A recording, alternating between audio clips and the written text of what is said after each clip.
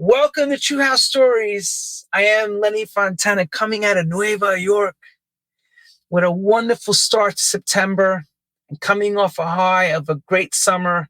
And thank God we were all able to get through it. And we're all looking forward to getting back into our dark clubs again and sweating and dancing and having good times where we all like to do it on the dance floor together. Festivals, of course, are wonderful, and thousands of people gathering in open fields are a great thing. But there's nothing like a nightclub environment. Nothing, in my opinion. The dreams that came off the nightclub scene, the friends that were made, marriages, divorce, lovers, everything. In fact, musical careers were made from the dance floors. Great promoters that shared the way, like Mike Stone, Steve Rebel from 54, Michael Brody, owner of Paradise Garage. So many great promoters.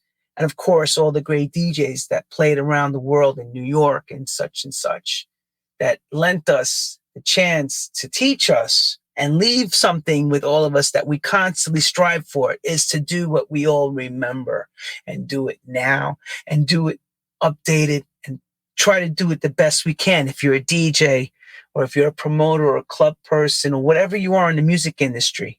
But most importantly now, I like to take the time to find the right people to share their stories with us. And of course, I wanted to bring this man on for a while. He's been watching my show and he told me we were doing it right. And that was a year and a half ago. And then I knocked on the door, click, click, click, click, click. And I said, dude, you please come back, come on the show. And he said, yeah. So I wanted to bring to the show one of the best in our business. And I will say one of the best because he does it very well. He does it over and over. And he recreates what we all love. You know, some of the best parties with 718 Sessions, Dance Here Now. I mean, you name it. I mean, he was just involved with Dave Morales' boat parties. I know he gets behind Louis Vega. I was blessed to work for him as well. I like to introduce to True House Stories, my man, Benny Soto. Yes, Benny, hello. Hi. Can you hear me okay? We hear you fine. Welcome, brother. We love you. Thank you. And we admire you for all that you do. What an intro. It's the truth. I mean, the best was for me is when I found out we had a mutual friend that we adored, him and I, which was David Lozada. Absolutely. And David Lozada, and I've said it, I would never have known about the garage and that if it wasn't for David. Because that queen, well, David, may he rest in peace, pulled me, never forget. La Fontana, we're going to a place that you've never been. You know, that's how he is. Don't you worry. I'm going to take you there. Don't you? And just go with me. Be quiet. David, you know, I miss David. He was great. David was great. He was a great DJ too. Excellent DJ. Yeah. Excellent DJ.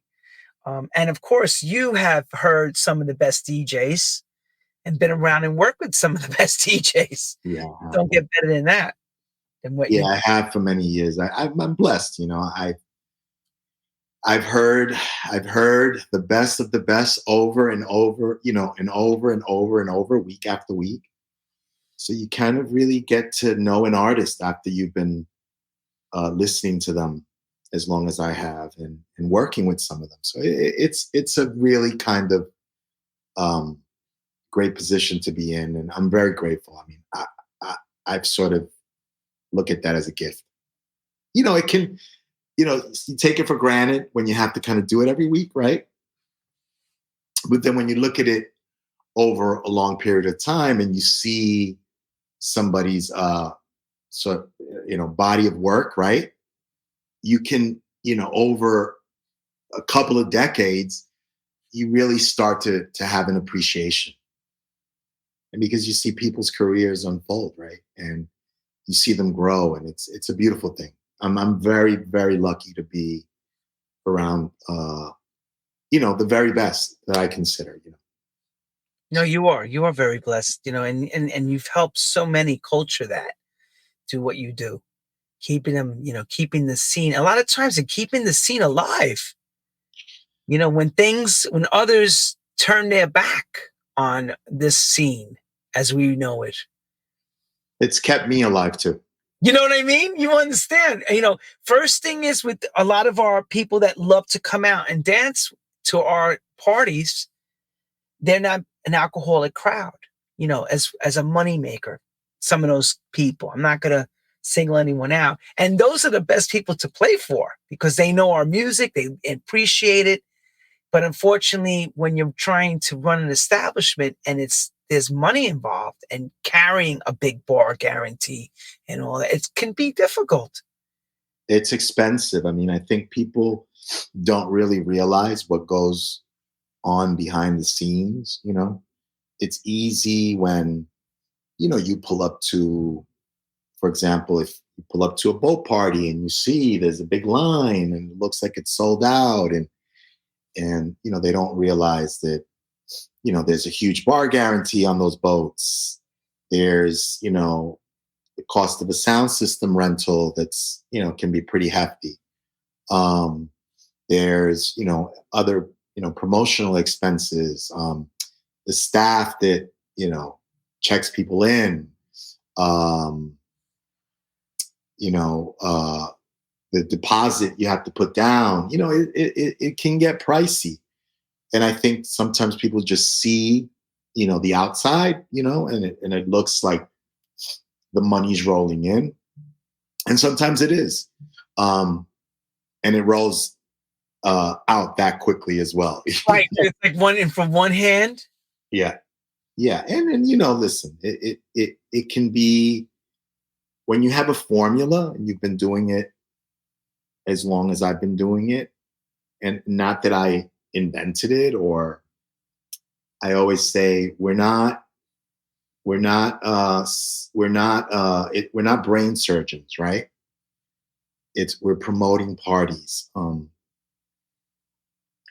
It's not, especially these days, because you really have social media doing all the work for you, right?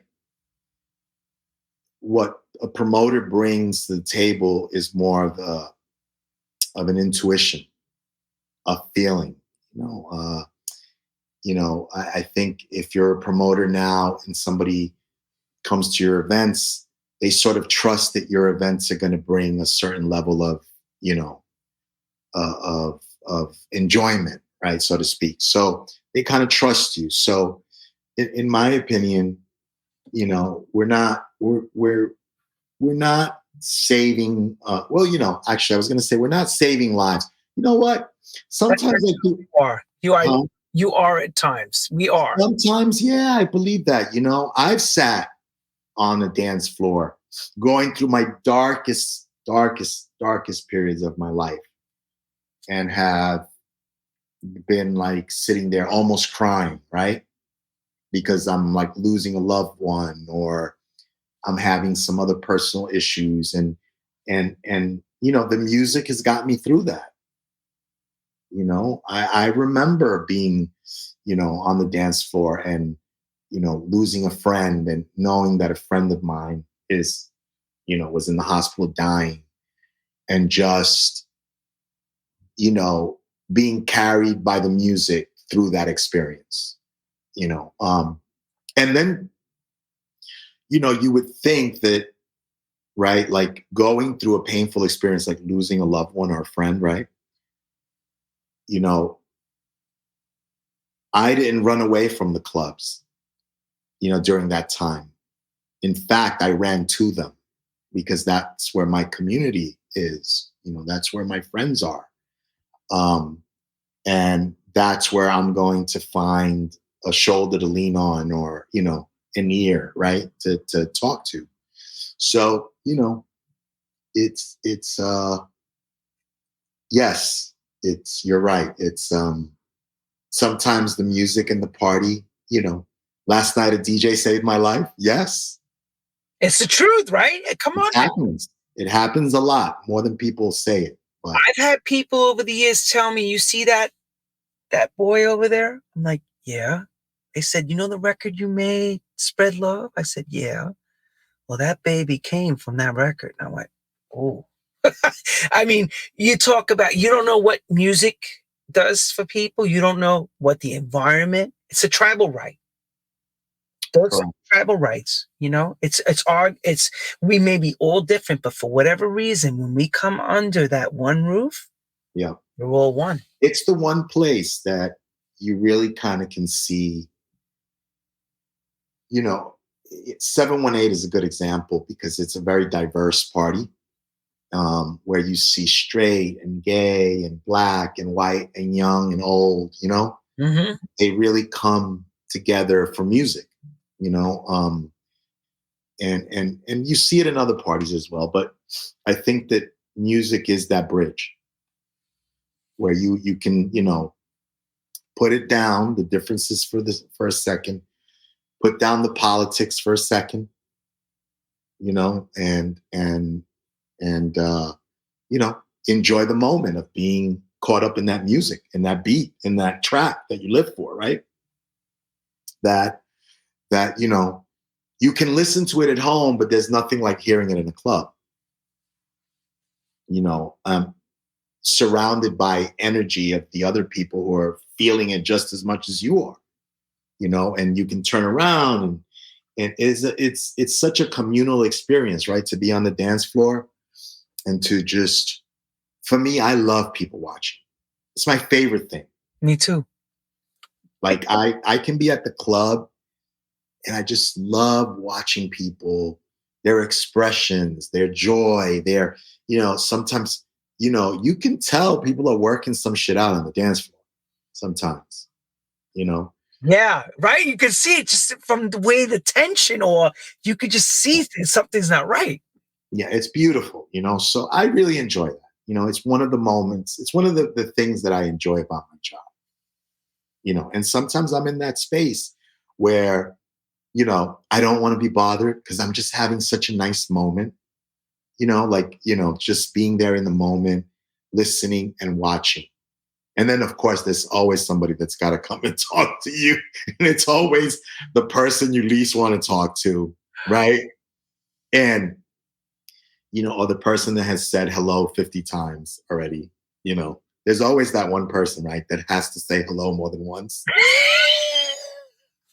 You're running away. You're trying to hide. You don't know where to hide. It's like, come on, Papa. You said hello already. 5 other times. Yes. And it's just, but that's, I always say the club, you get all kinds of people with all kinds of stuff going on, right?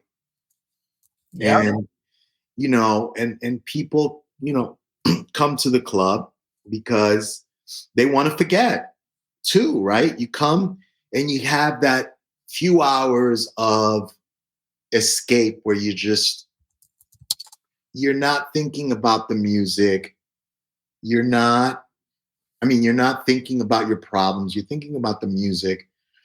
And you want to just have that moment of escape of where you're enjoying the music and the people. And at the club, people come and there's all kinds of people with all kinds of shit going on, right?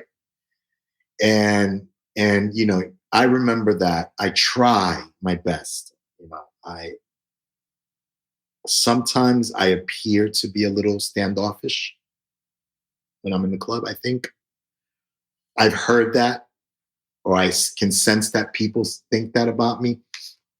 It's really not that. What it is, I feel like I have to protect myself sometimes. Like there is, people are, have so much, and they give it to you, right? And I'm a human being just like everybody. I can't take it all. I can't. So sometimes I just am a little bit, You step I have, back a bit. You I step. have a little space, yeah, because it's too much. It's like you cannot give everybody everything, every moment, every time. And some people require that. And you know what? It is part of my job to sort of talk to people and see how they're doing and sort of be welcoming. but also, there are boundaries too, and I think sometimes, people come to the club and, there's people that give a lot. They give their energy, their love, their excitement. And there's people that come and take too. So it's kind of hard, sometimes. It's not an easy job. I think people think it is. It isn't. It isn't. It's problem solving, right? All the time. It's making sure that, people are having a good time. I don't need to have a good time. Not there. Not at that time, right? Not. No, no. The people that come to the party need to have a good time. And it's a balancing act. It's like, this weekend, in particular, with Sunday Mass and David's boat party, I'll give you a little inside info. Boat party was great. David was in, I forget because, I've been around a lot of these guys for a long time. I don't tune into a lot of the streaming stuff, even when it was really at the peak of it. I would pop in and out. But so you forget, so you see a legend like David, right? Play. And the way he played this on this past Sunday was absolutely amazing. He was on fire, and he played old school, but he also kind of brought it, like, the stereo Montreal vibe too for a minute, where he got a little bit, it was just, and you forget, these guys, these veterans that's been, that have been playing for so long, right? They can go back into their, mind and find the record that nobody remembers and sample it or do an edit of it, right? And make it special. And then all of a sudden it's brand new. And so that kind of, but to get back to the story was, we had issues with security. Sometimes the security gets a little bit overzealous, right? They get a little bit, sometimes if they don't have anything to do, they feel like they have to do something. So they have to kind of get involved with, we've been loading those boats. I've been doing boat parties for 20 years. Like, I can load a boat by myself if I have to. I know what to do. Security gets involved. Sometimes they're rude. Right. They treat people, adults, and the customer comes. It's not their problem. They want to be treated nicely. They just bought a ticket. So we have to deal with that. And dealing with a security company that really kind of just gets hired through a contract by the Circle Line that we don't have anything to do with. We don't even pick the people that come on the boat. We just get assigned 4 guys. A supervisor comes and checks once, and that's it. And these people, either they have a connection to the music, more than often they do not, right? They don't care. It's Sunday. They want to be home. It's the end of the night, the day. It's the last boat ride. They don't give a shit, So, it's kind of issues like that pop up that people don't know about. And then, after a party, you're still dealing with that for a day or two because you're going through the complaints and the emails, right? Right. And so the work is not done, right? And, the boat got paid, they made their money because the bar rang, all the people, the sound, the promoters are often the last people that get paid, after everybody else gets paid, right? Because you're bankrolling everything. You're the Yeah. bank. You have to make sure everybody's paid before you get your pay. Yeah, sometimes it works out like that. And I think that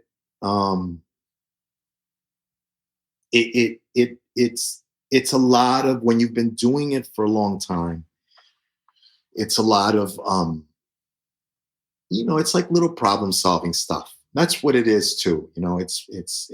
You're hosting, but you're problem solving. You're listening to a lot of grievances, right? Somebody will come in and say, your list person was a bitch. And how What many happened? times, What happened? You're like, what happened? that's the first question. What happened? And sometimes I've seen the person dealing, I got to call the person back and go, could you not yell at everybody? Oh, okay. I didn't realize I was yelling. You were. Oh, I don't think I was watching. Now I'm bringing it to your attention now. So there's stuff like it happens. It happens. Again, going into, like an example, like, with, by the way, I love, Moses is at the circle line, and he's great. And he's really pays attention to everything.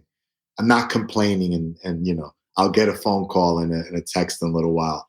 What are you talking about the circle line? It's like, I'm just using that as an example. It happens at every venue, right? Because if you're a promoter that's going into a venue, every venue has its own sort of set of issues and weird little security things, and the way that the crowd flows through the entrance, and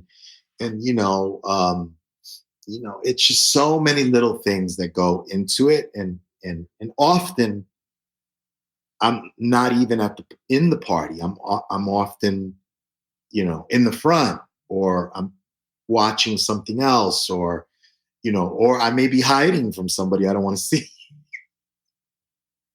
Sometimes you run away from people that are annoying,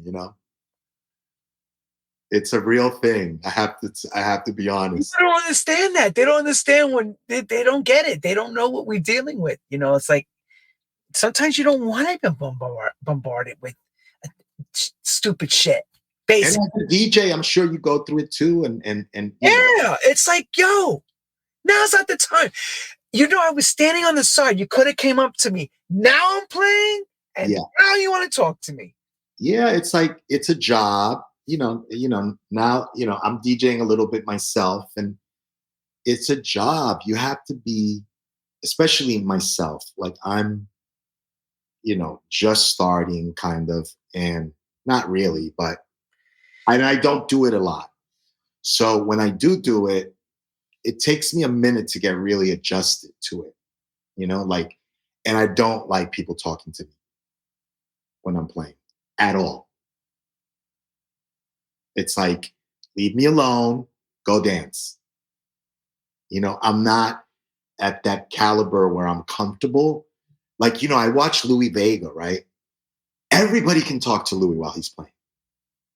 And he will listen and turn around. Sometimes he'll say, hold on a second. Just wait, and then bang, and then turn back around. But you'll never see Louis fuck up a mix. I've never seen Louis Vega fuck up a mix. And remember, I worked on Wednesdays at Roots at Cielo for, 12 years, 13 years, right? More than that. I think I was at the club with Nicholas Matar. At the end, I was more in Brooklyn, but I think close to 18 years. So I've seen Louis Vega, and even at the Vine, there's some DJs, right, that they're amazing. They can play, they can stop, they can talk to you, and they can get right back on that bike. I'm not like, I need, and I know other guys that are very experienced. They just don't like people in the booth. They want to do their jobs, my good friend Danny Tenaglia, right? Not the type of DJ that likes a lot of people in the booth, because he says it. I'm working. He says it, and it's interesting, and it's also, now, right? If you think about how everything's changed, right? Like back in the day, and when I thought about Larry, right? Think about Larry at the garage. The booth wasn't even front and center. It was up in a corner, right? Yeah. And Hidden away. hidden away. Larry would sometimes the booth was lit up and you could see him. And then sometimes I remember people would shout his name and he'd turn the lights off. Like he didn't want people, he'd like people would the lights would go off, like don't leave me alone, you know? And now it's different, right? It's everybody wants a party in the booth. Or everybody wants to be in the booth. The whole club can't be in the booth. It's true. It's like, somebody has to be on the dance floor dancing, but it's changed, right? It's even myself as a promoter, I go in and out of the booth, but I don't stay in the booth all night. And it could be my party. It's just not, the party's on the dance floor. If you're a friend, okay, now I'm getting into DJ booth etiquette, right? That's fine. You can get into DJ booth etiquette. I'm hopping all over the place. I think I was supposed to talk about. We will go to that. We'll go there, but get this segment into the etiquette. Okay, listen, everyone. Etiquette. Etiquette. This is careful. Listen. Go in the booth and say hello. Stand there for a minute and then leave. Nobody likes, what we call it, we joke. I think me and Ted Patterson, we joke about it. We say, oh, she's so boothy. When somebody comes and hangs out in the booth, we call them boothy. Oh, there she comes. She's so boothy. But it's true. We say it all the time. Oh, there she comes. Linda, girl. Linda, she's so boothy, Linda. She's going to park in the booth. Come in the booth, say hello, hang out for a minute, and leave. Right. And let somebody else, unless you're like Louis Vega's wife, Anane, or unless you're, in the inner circle. Some people like a visit. Danny Krivit likes people to visit. He likes an open booth. He likes people to visit. But I think people come and then they park there. That's not fun for anybody. Because other people, first of all, other people want to come and say hello, right? If you're given the opportunity where you can't come in the booth, it's sort of, I think you come, you say hello, and then you leave. If you even, and then people give themselves permissions too, right? People get like this sort of air of grandiosity. Like, I belong there. Well, why do you belong there? I'm laughing because I know the people you're talking about. Like, did this person say you could come and hang out in the booth next to them all night? You behooth to the booth? Yeah, it's like, come say hello, exit, unless you have a job and you belong there. Do not help yourself to a DJ's drinks in the booth. Oh. To me. Oh, yes. It's not the hospitality in a booth is there for a DJ and their guests. If you're a guest of the DJ, you kind of know that you could reach into the bucket and grab a water. Right? Or you ask for it, right? Oh, is it okay to have a water? Or, or sometimes there's somebody watching the booth. But I think that people give themselves these permissions. Like, you go and. Please search for part 2 of this podcast on the platform you're watching or listening to. And please do not forget to follow us.